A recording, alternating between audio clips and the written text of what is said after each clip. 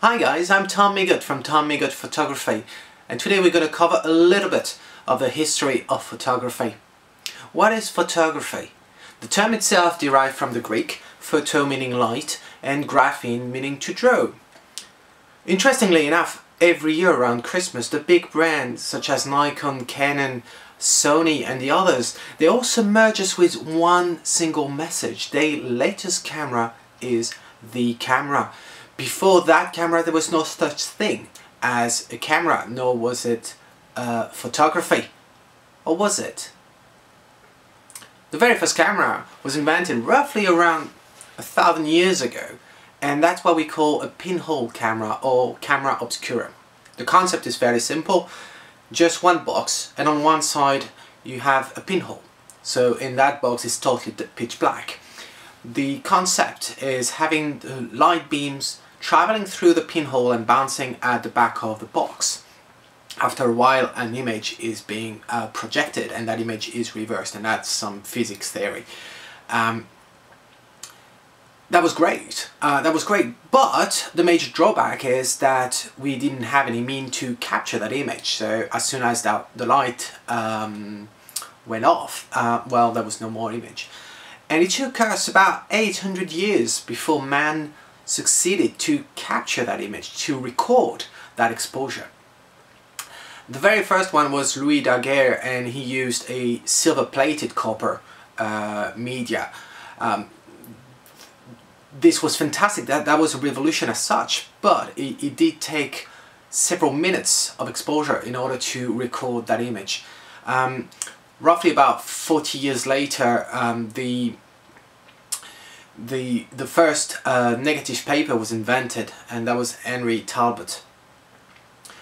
It took, after that, about 60 years until George Eastman invented the very first flexible roll film, which is pretty much, well, the film that we know today.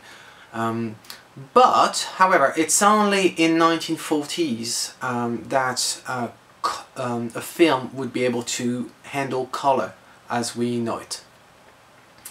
So this is it. This is what photography has been. That's the whole journey. But a major revolution was yet to come, and that revolution occurred roughly at the end of 1990s, when we replaced the film by a sensor. So I would expect that most of you guys would be using a sensor in your camera instead of film. That took pretty much all of the whole market.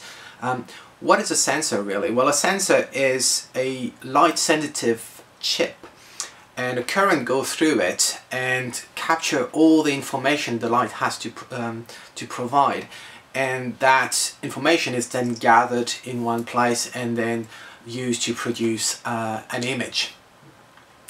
So there are different sensors on the market. There is one sensor that we call the full frame sensor, and is in fact the size of the sensor itself matches the size of what used to be the film, the raw film, or still is, because some people still use the film. So that is 35mm. Then we do have some crop sensors, such as the camera that I'm using right now, which is a Canon 60D, and the majority of SLRs on the market are crop sensors, and the ratio with the full frame sensor is 1.6 for Canon and 1.5 for Nikon. There is even another type of sensor. It's still cropped, but it's cropped a little bit further, and that's what we call a 4/3 sensor. And as a matter of fact, the size of that sensor is roughly the size of your thumbnail, and that is what you have in any point and shoot camera.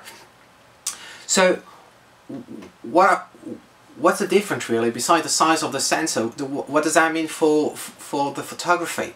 Well, the bigger the sensor is, the more information from the light it will capture, and as a result your image will be bigger. So if we look at a field of view, if you take one exposure with a full frame camera with a big sensor, your field of view will be pretty large, providing you keep the very same lens and use a crop sensor. You will realize that the field of view will actually be narrower, and when you go with a 4/3 sensor, it will even be narrower.